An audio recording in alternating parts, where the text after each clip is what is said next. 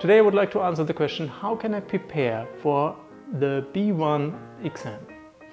That's a good question because there's many German learners taking that exam for good reasons, because that's the first useful exam that you can use for your residence permit, for example.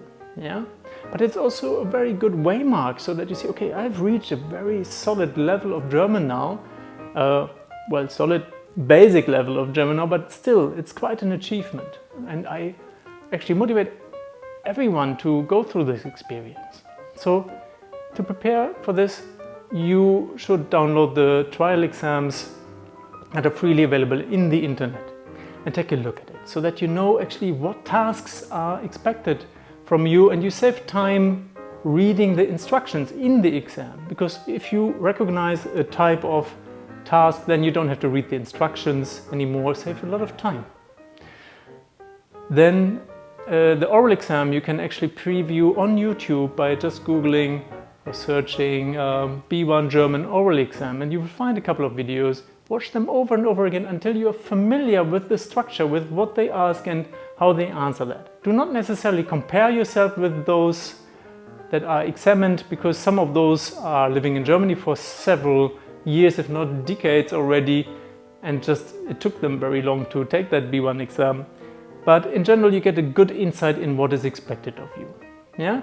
Usually the vision of learners is, the expectation is a much bigger one than the reality. So it's not as hard as you think it is. It is work and you need to prepare thoroughly, but it's really not that big. Now, how to prepare in detail. Let me give you a few valuable hints. The reading part is the first part in any kind of exam. There is selected reading, there is global understanding. You will have to figure out whether something is right or wrong. You will have to tick off the right multiple choice answer. But above all, you will at one point come across a longer text that they want you to read and answer questions about. Please do not read that text. It is way more difficult than level B1. Plus, it's not the task to understand the text. You will fail, and when you start reading it and fail understanding it, you will panic. In an exam, you're under so much stress already, whether you're cool or not. This will really make your time more difficult than necessary. Read the title, subtitle, maybe first take a quick glance over it, like 1 minute, not more, just to see what are the keywords that you actually get, and then you get an idea what is this about. So maybe this is about green energy. And then you can use all your knowledge about green energy, no matter how faint that knowledge is, but use common sense and that bit of knowledge that you have already that will help you answer the questions. So after you've figured out what it is about, 1-2 minutes, you look at the first task and look at the keywords which you then look up in the text. You will, in the end, just need 10% of the text, if not less, 5% of the text to answer the question. So why would you read the whole text and waste 90% of your time? First advice. The listening comprehension.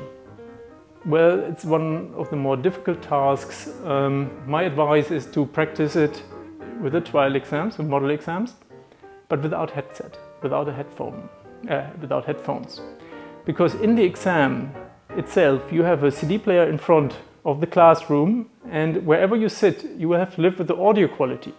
If you are only used to headphone quality, you will suffer. It will make your life more difficult. So better practice under real life situations, conditions, yeah, so that you're not surprised by the difference in quality in the exam. Maybe you manage to be the first in line, yeah, or maybe you have a hearing issue and can ask them to be placed in front of the room so that you can hear better. Imagine there's 20 to 40 people in your examination room, you sit in the back, everyone is like yeah, you'll be frustrated. So of course, if all the examinees in your exam watch this video, there will be a fight for the first rows, right? Nevertheless, you will manage that if you prepare under real world conditions. The writing exam. There's not much I can say to that, but it's very important that you learn how long it takes you to write a certain amount of words.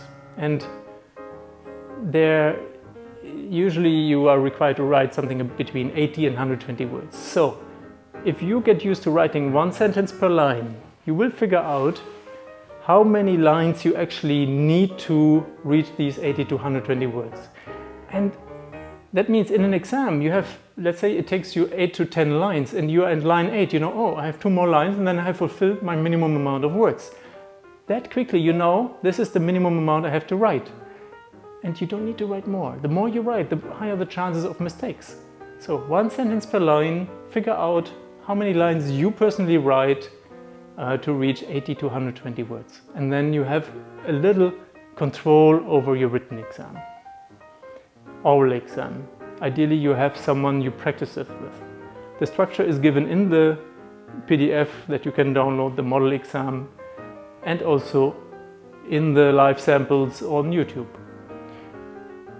First thing is usually an introduction. That is the least important thing because everyone learns that by heart. Makes a good first impression though, so make sure you ace that, but it will not be responsible for most of the points that you can make in that exam. The second one is usually a presentation or talking about a topic like doing sports is healthy, or you shouldn't eat too much sugar, yeah, or being a lonely child. What's the advantage or disadvantage compared to having siblings? So prepare these things. You can also write letters beforehand about this, also in English, yeah, that you at least know what you would like to talk about. And then you can try to put this into German words and rehearse. The last part is arranging an appointment, like a party, a final party for your German class, or like a trip, a picnic somewhere, visiting someone in the hospital. So just prepare that, write this down, think, okay, what would you actually communicate in this situation? And if you know what to expect, life is much, much easier in an exam. You will feel less threatened, less nervous, and therefore perform much better. Yeah? One last thing, be prepared that your partner in the oral exam might either be a lot worse than you or a lot better than you. Imagine this, try to go into your mind and see how would you feel, what would that do? You cannot change that. Yeah? If you work with someone who's a lot worse than you, you can also say that. You can say, I'm sorry, I don't understand you. Can you say that again 2-3 times? And also finally resign, say, I'm sorry, I don't understand you. Yeah? Or help him. The helping part always makes a good impression. And if someone is much better, you can also say, Entschuldigung, kannst du mir helfen? Can you help me? Ask for help. Or can you ask me a question? Tell them what you need. It's totally legit. The exam is not about saying something wise or smart. Actually, it's about how you communicate, how you deal with the situation. That's natural. That means there's someone who speaks better than you or worse than you, or if you're lucky, your level. Yeah?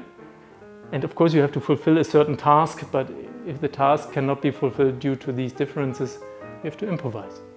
So be prepared. Hope these tips help you a little bit to feel a bit more at ease in the exams. May you enjoy your German and pass gut auf dich auf. Take good care.